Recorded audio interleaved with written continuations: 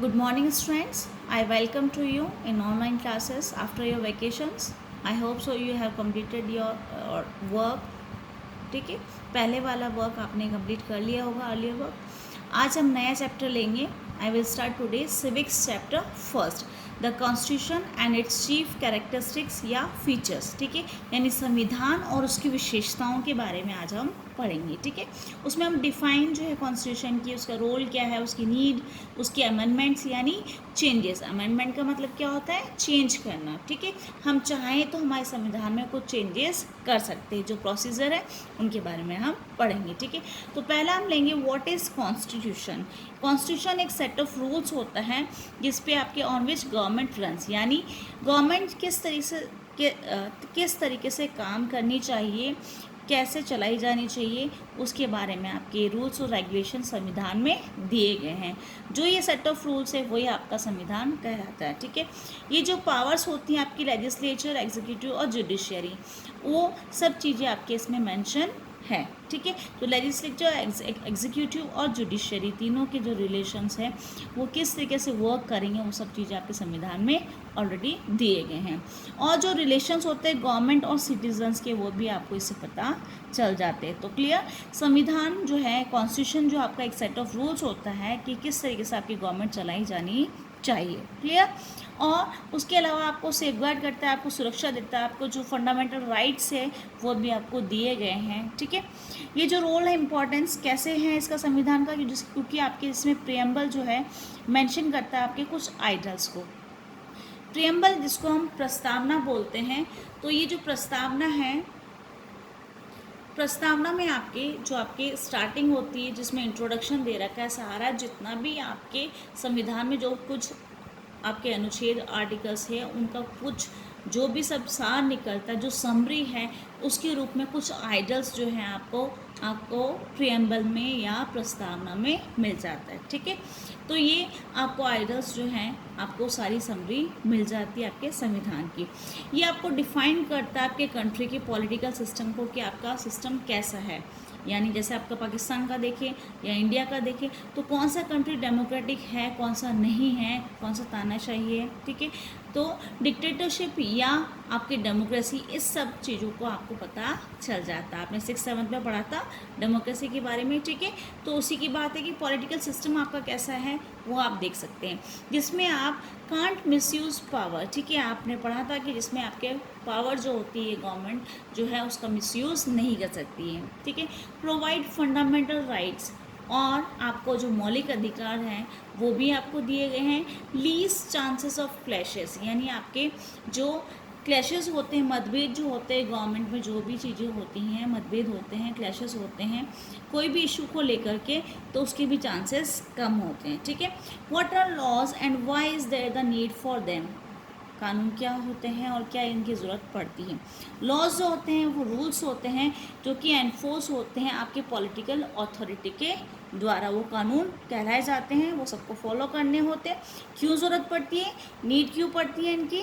जैसे आपकी फैमिली में आप देखेंगे तो फैमिली में क्या होता है, अगर आपके कुछ रूल्स और रेगुलेशन अगर आपकी फैमिली पे लगाए जाते हैं, आपके फादर और आपके मदर जो आपको कुछ रूल्स सिखाते हैं कि आपको ऐसा नहीं करना है, तो आपको उसको फॉलो करना होता है। तो वो ऑथराइज जो है पर्सन, वो आपको सब चीज़ें सिखाते हैं। उसकी ज़रूरत इसलिए पड़ती है ताकि आप सही तरीके से आपके जो है सब स्मूथली चले।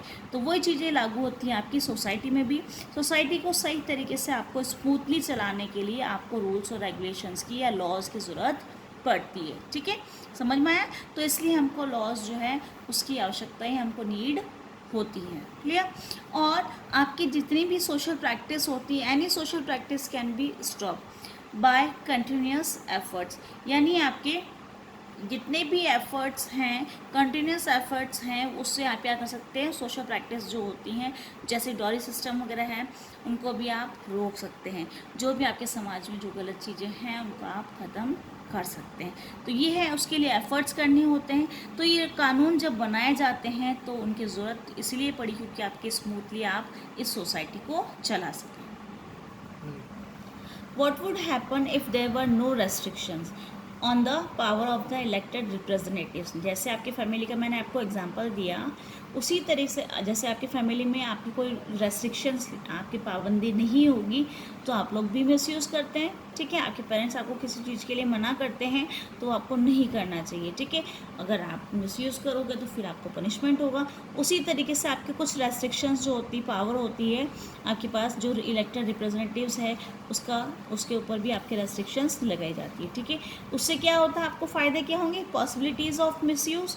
आप जो भी आपके रिप्रेजेंटेटिव या उम्मीदवार होता है जिसको आप इलेक्शन से चूज़ करके भेजते हैं, उससे पॉसिबिलिटी कम हो जाती है उसकी पावर्स को मिसयूज़ करने के लिए।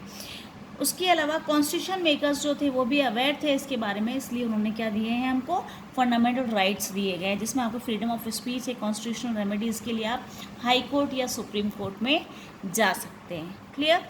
जिससे आपको लगता है कि संविधान के विरुद्ध आपके साथ जो है कोई भी किसी तरीके से जो है भेदभाव या कुछ भी हो रहा है, न्याय नहीं मिल रहा है, तो आप उसके खिलाफ जा सकते हैं।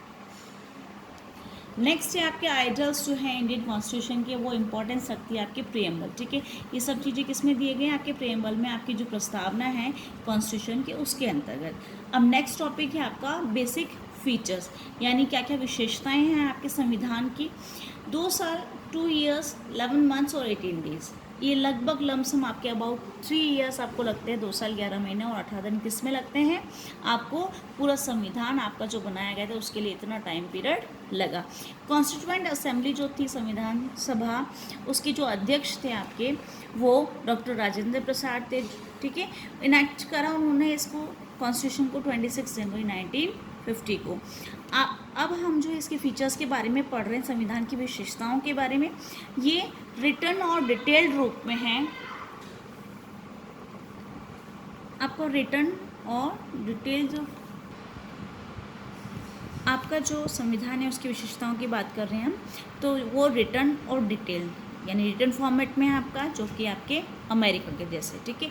और डिटेल्ड भी है, सारी जो व्याख्या उसमें की गई, एक एक आपके जो भी आर्टिकल्स अनुच्छेद जो हैं उनको विस्तृत रूप में, लैंदी जो है डिटेल रूप में उसको विस्तृत तरीके से लिखा गया है, ठीक है। ये हमने फॉर्मेट जो है संविधान के, जब हमारे संविधान निर्माता जो थे उन लोगों ने अलग अलग देश के संविधान देखे, पढ़े, उनको समझा, उसके बाद उनको जो भी अच्छा लगा उसमें से वो चीज़ें हमने अडॉप्ट करी। जैसे रिटन फॉर्मेट हमने कहाँ से लिया, अमेरिका के संविधान से। ये सब चीज़ें आपके आगे क्लासेस में काम आएंगी, ठीक है। नेक्स्ट है आपके इंग्लैंड का जो फॉर्मेट है वो अनरिटन फॉर्म है आपके संविधान का, इंग्लैंड का। क्लियर? सेकेंड है आपके partly rigid and partly flexible. कुछ हमने रिजिडनेस अपनाई है और कुछ हमने फ्लेक्सिबिलिटी अपनाई है, ठीक है। यानी लचीलापन भी है तो कठोरता भी है हमारे संविधान में, जिसका हमने मिडिल पाथ यानी मध्य मार्ग अपनाया, ठीक है। ना हम ज़्यादा रिजिड हैं और ना फ्लेक्सिबल, हमने बीच का रास्ता इसलिए अपनाया ताकि अगर हमको कोई अमेंडमेंट या चेंज करना हो तो हम मेजॉरिटी के आधार पे कर सकते हैं, ठीक है। तो ये भी हमने अमेरिका और ब्रिटेन दोनों को मिक्स करके फिर हमने इसको अपनाया, ठीक है। नेक्स्ट है federal in spirit and unitary in spirit, आपके जो संघ की बात कर रहे हैं और उसमें हमने हमारे फेडरल जो टुकड़ों में हमने बांटा है, शक्तियों का बंटवारा किया है, वो भी हमने किया। लेकिन ड्यूरिंग इमरजेंसी, जब इमरजेंसी या आपातकाल लगता है तो हमारे यहाँ प्रेसिडेंट या गवर्नर जो है उनको मान्यता दी जाती है। तो प्रेसिडेंट का जो है वहाँ पे शासन होता है और गवर्नर जो है राज्य में सारी चीज़ें देख रेख करते हैं, ठीक है। और नेक्स्ट आपकी विशेषता है डिवीजन ऑफ पावर्स, जो आपकी यूनियन स्टेट और कॉन्करेंट लिस्ट है, 3 लिस्ट है, उसके अकॉर्डिंग आपके कौन किस पे कानून बनाएगा, तो सेंट्रल गवर्नमेंट, स्टेट गवर्नमेंट, और जो कॉन्करेंट लिस्ट है उस पर आपके अगर दोनों में कोई क्लैशेस होते हैं तो आपके सेंट्रल गवर्नमेंट का ही मान्य होता है, ठीक है। नेक्स्ट आपके हैं पार्लियामेंट्री फॉर्म ऑफ गवर्नमेंट, जिसमें आपके प्रेसिडेंट जो होता है वो कॉन्स्टिट्यूशनल हेड होता है, रियल हेड कौन होता है, आपके प्राइम मिनिस्टर। नेक्स्ट आपकी सेपरेशन ऑफ पावर्स, मैंने आपको बताया था लेजिस्लेचर, एग्जीक्यूटिव और जुडिशियरी, तीनों में अलग अलग तरीक़ों से आपने पावर शेयरिंग की है, ठीक है। तो इसमें हॉरिजॉन्टल और वर्टिकल जो है पावर शेयरिंग होती है, जो कि आपके आगे आप 9th और 10th क्लास में पढ़ेंगे, ठीक है। नेक्स्ट आपके फीचर्स हैं या कैरेक्टरिस्टिक्स देख लीजिए आप। सेकुलर स्टेट, जिसमें स्टेट का कोई धर्म, कोई भी रिलीजन नहीं होता, ठीक है। यू ऑल आर फ्री, ठीक है, आप किसी भी धर्म को अपना सकते हैं और उसकी पूजा अर्चना कर सकते हैं, उसके लिए कोई बाध्यता नहीं है, ठीक है। वेलफेयर स्टेट के लिए आपके डायरेक्टिव प्रिंसिपल्स, जो नीति निर्देशक तत्व होते हैं, जो राज्य में सही चीज़ें व्यवस्था करने के लिए, कुछ राज्य में जो व्यवस्थाएं करनी होती है वो नीति निर्देशक तत्व जो हैं वो लागू होते हैं, जो राज्यों को व्यवस्थाएं करनी होती हैं। फंडामेंटल राइट्स आपको दिए गए, इसमें राइट टू एजुकेशन वगैरह वो सब चीज़ें छह जो आपके राइट्स हैं वो भी आपको दिए गए हैं, तो ये भी आपके संविधान की एक विशेषता है, लाइक यूएसए, ठीक है। इंडिपेंडेंट जुडिशरी है आपके पास, यानी आपको स्वतंत्र न्यायपालिका मिली है, जिसमें आपके जुडिशरी जो है किसी के अंडर में रह करके काम नहीं करती, जुडिशरी फ्री है। जैसे आपने अभी पढ़ा था, हाई कोर्ट में अगर आपको न्याय नहीं मिलता तो आप आगे सुप्रीम कोर्ट में अपील कर सकते हैं, ठीक है। तो जुडिशरी जो है उसकी बात सभी को ही माननी होती है, चाहे आपके कोई भी मिनिस्टर्स वगैरह क्यों ना हो। तो ये इंडिपेंडेंट है आपकी जुडिशरी, ठीक है। तो ये हो गई आपकी सारी फीचर्स, ये संविधान की विशेषताएं हैं। जैसे आपके लचीलापन है, फ्लेक्सिबिलिटी है, ठीक है। आपके फेडरल सिस्टम आपने अपनाया है, यूनिटरी स्पिरिट भी अपनाई है, डिवीजन भी करा आपने पावर्स का, पार्लियामेंट्री फॉर्म ऑफ गवर्नमेंट भी है, सेपरेशन करा आपने पावर्स का, सेक्युलर स्टेट है आपका, वेलफेयर स्कीम्स आपके स्टेट की थ्रू होती हैं, और फंडामेंटल राइट्स आपको दिए गए, जुडिशरी आपके इंडिपेंडेंट। ये सारी आपकी क्या है, संविधान की विशेषताएं। क्लियर।